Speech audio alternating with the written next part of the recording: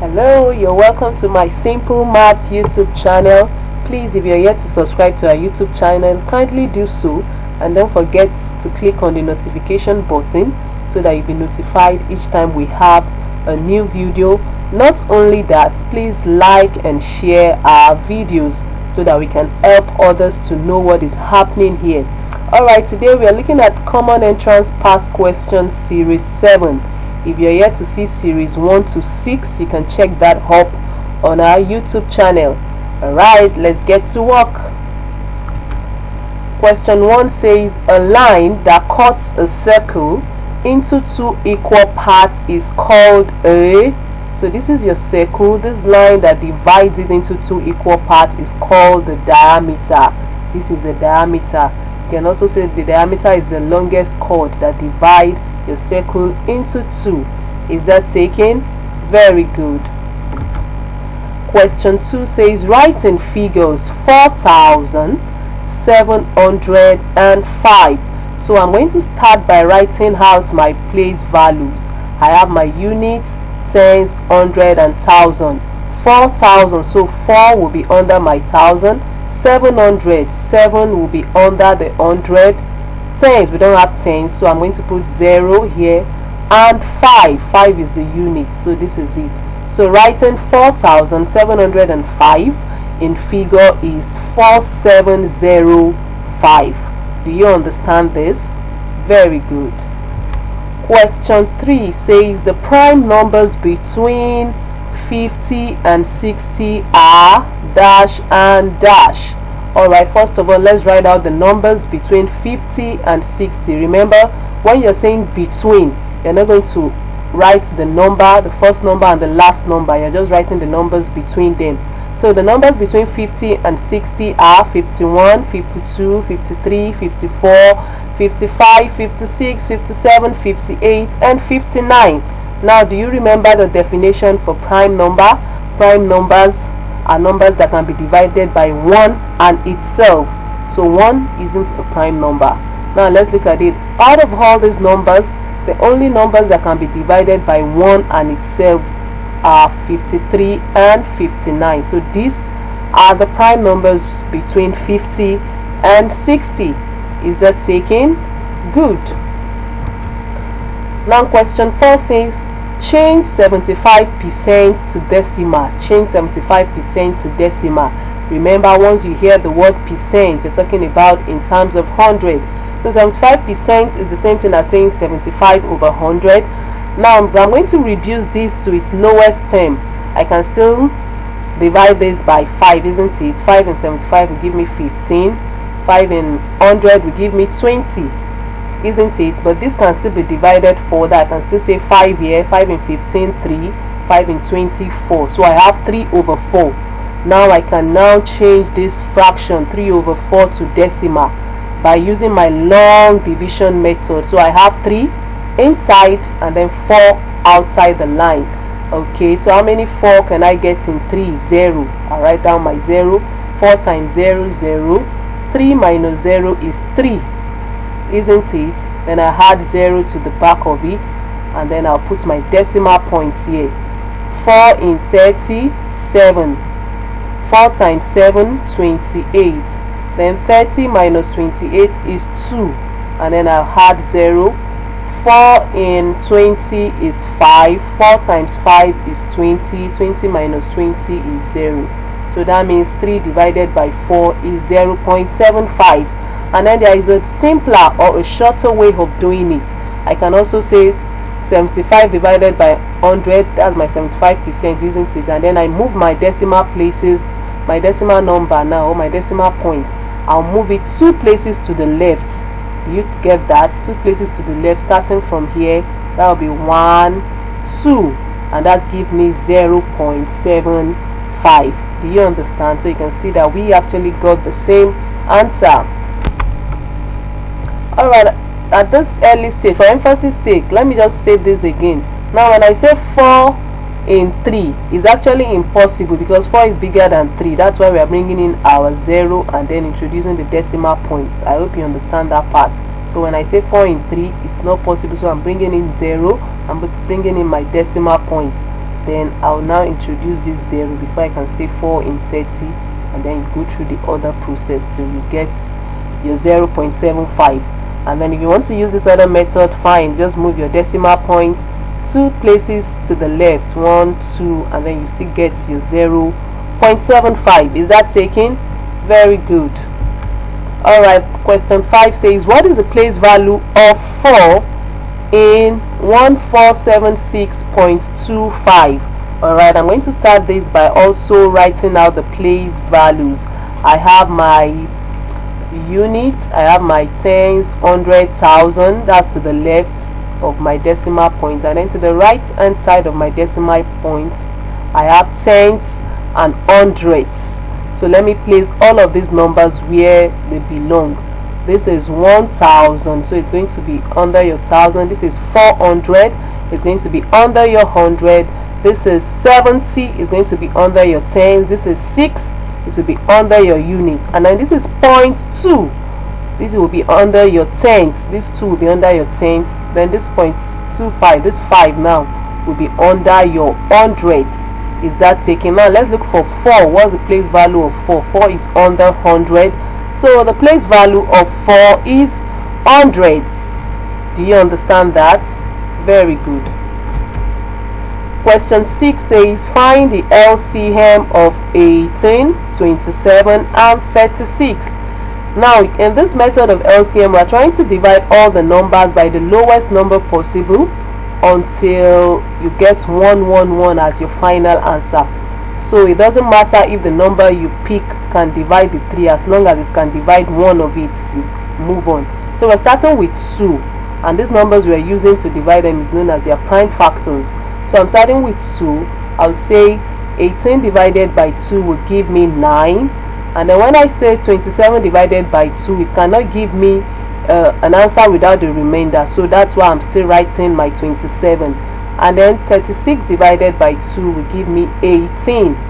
Is that taken? So I'll still use 2 again. I'll say my 2 in 9, remember it can't give me a whole number, so I'll still write my 9 there. 2 in 27, it can't give me a whole number, so I'll still write my 27. And then 2 in 18, 9. Is that taken? Now look at the numbers I have. I can use 2, so I'll move to the next prime factor, which is 3. 3 in 9, 3. 3 in 27, 9. 3 in 9, 3. Okay, looking at the numbers I have, I can still use 3.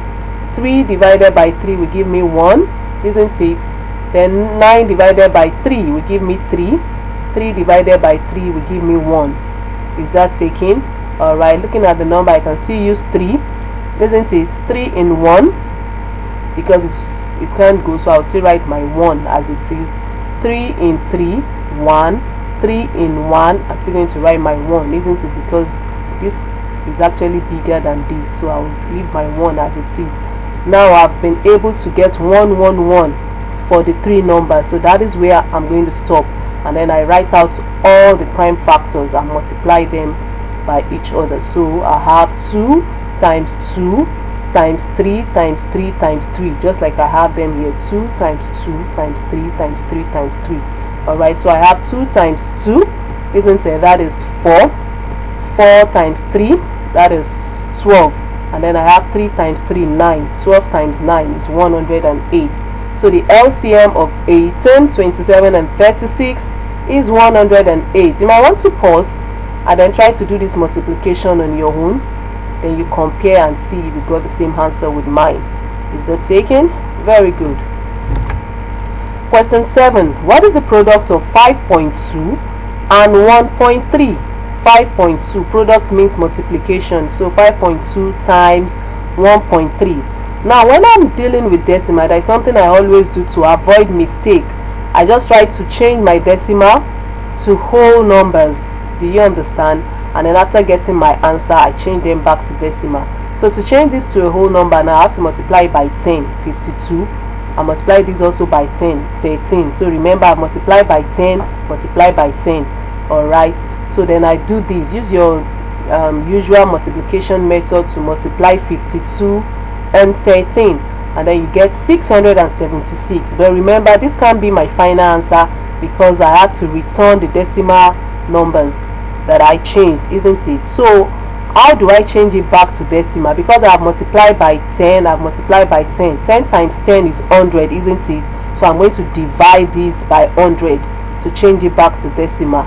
So to divide this by 100, I'm going to move my decimal point 2 places to the left, starting from 6, which is the last number. So this is 1, 2, and then I have 6.76. So this is the product of 5.2 and 1.3. Remember, I said I always use this method to avoid mistake. But if you think you can multiply it without mistake, fine, you should still get the same answer. Is that okay? Good. Question 8 says, what angle do the hour and minute hands of a clock form when it is exactly 9 o'clock p.m.? Okay, so with this we actually need to visualize a clock. To make it easy, I brought a diagram of a clock. So this is 9 o'clock. Now look at it. What angle is this? What angle is this? This is a right angle, isn't it? This is angle 90 degree. So that is the angle it forms. Is that taken? If you don't have access to a clock while you are doing a question like this, you can sketch a clock and just look at it. Is that taken? Good. So the answer is 90 degree. Question 9 says, express 615 in Roman numerals. So what I did is to break the numbers. I have 600, I have 10, I have 5. Now what is 600? 600 is 500 plus 100, isn't it? And 500 is D, 100 is C. So 600 is DC. Is that taken? If you've forgotten your Roman numerals, you might want to do a quick recap of that. And then my 10 is X. Is that taken? And my 5 is V. So 615 is DCXV. Do you understand that? Good. Question 10 says, approximate 50,679 to the nearest 100. Alright, so this is my number. Let's quickly look at the place value. This is units, this is tens, this is 100,000, 10,000. So we're actually dealing with the 100. This is the 100. This is the number we want to approximate. Okay, so to approximate this number, I'm going to look at the number after it. If the number after it is 5 or any number greater than 5, I will add 1 to this number. But if the number after it is not up to 5, I'm going to leave this number as it is, and then the other numbers will become 0. Is that taken? So for this number is 7, which is more than 5. So I will add 1 to this 6, which is the 100 that we are actually dealing with. Okay, so adding 1 to this makes this 7. But my 50 remain as it is. This becomes 7, and these two other numbers become 00. So this is 50,700 to the nearest 100. Do you understand that? Alright, we've actually done a topic approximation on this YouTube channel. If you think you need more explanation on this topic, you can always check approximation on our YouTube channel. Alright, question 11 says, find the average of 16, 50, 14, 20 and 40. Now what is average? Average simply means addition of all these numbers divided by the numbers, the amount of numbers you have. So for average of this number, I'm going to say 16 plus 50 plus 14 plus 20 plus 40 divided by 5, because I have 5 numbers in whole. Let's count 1, 2, 3, 4, 5. Is that taken? So add all of this together and divide it by 5. Okay, so because this is a video, it's actually possible for you to pause and then do the addition on your rough book. Add these 5 numbers together and check if you get the same answer with mine. So if you've done your addition correctly, you should get 140, and then 140 divided by 5 would give me 28. Is that taken? So the average of 16, 50, 14, 20 and 40 is 28. Right? Okay. Question 12. If x squared is equal to 169, what is x minus 5? Now we're given an int here. Use the positive value of x. That's to tell us that x here can actually be a positive or a negative number. but you are asked to use the positive value of x. Now if x squared is 169, then for me to get x, I'm going to find the square root of 169. So ordinarily when you find the square root of a number, your answer is actually supposed to be plus or minus 13. Do you understand? So since we've been asked to use the positive value of x, we are using plus 13. Alright, so x minus 15, we are assuming our x to be 13 now, isn't it? X minus 5, sorry, x minus 5, and since my x is 13, I'm going to put 13 in place of x. 13 minus 5 will give me 8.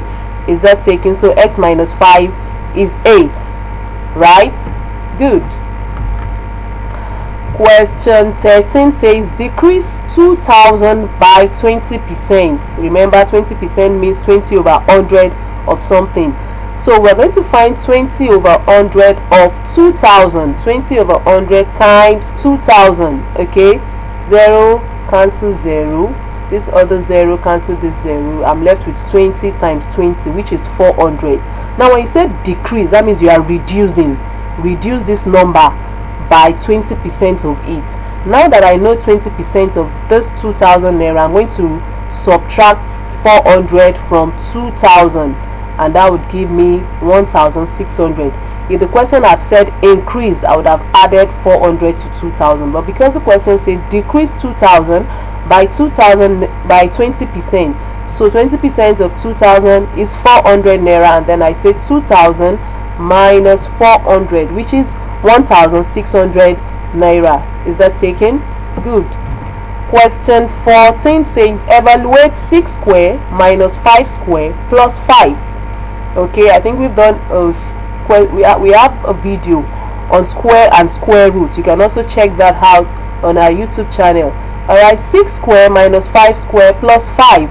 6 square simply means 6 times 6, and that is 36. 5 square means 5 times 5, and that is 25 plus 5. Now using our board mass, remember that we have addition before the subtraction, so we're going to do the addition. Minus 25 plus 5. As a matter of fact, addition subtraction doesn't simply mean, it doesn't really mean that one comes before one. Both of them are actually just beside each other. Whichever one you do first, you still get the same answer. So I'm going with addition, but remember there's a negative number here, so I'm going to do minus 25 plus 5. Minus 25 plus 5, and that is minus 20. So 36 minus 20, and that will give me 16. Did you see that?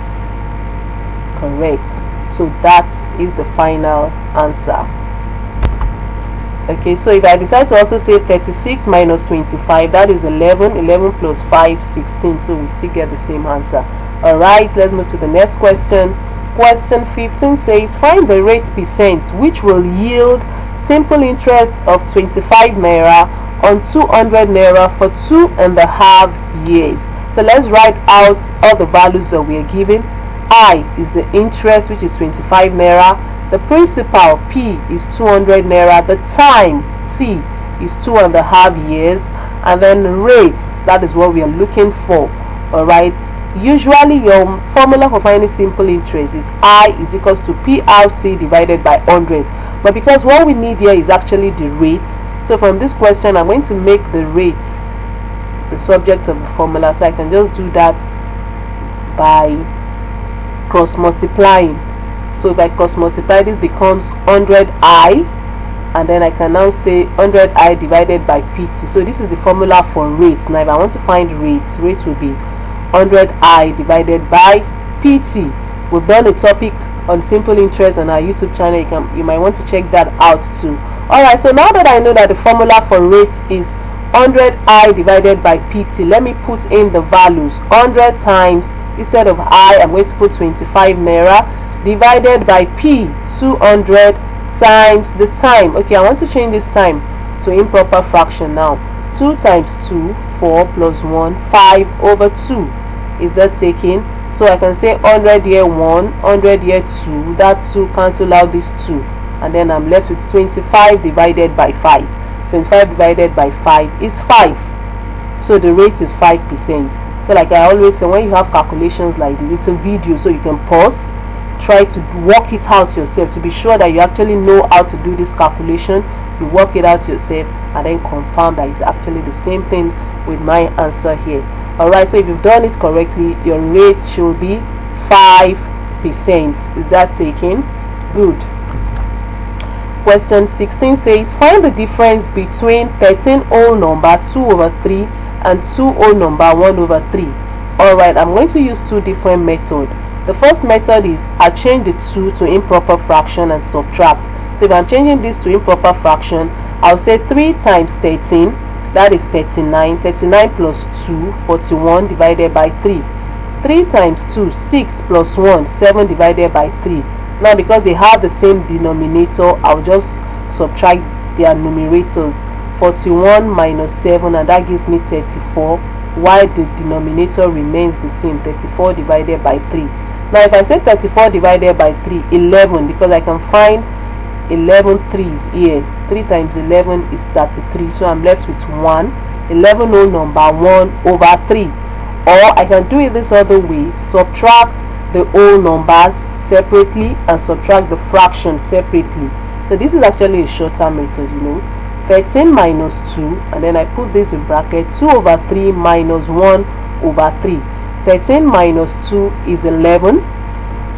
2/3 minus 1/3, they have the same denominator, so I just say 2 minus 1, 1/3. Can you see that we got the same answer?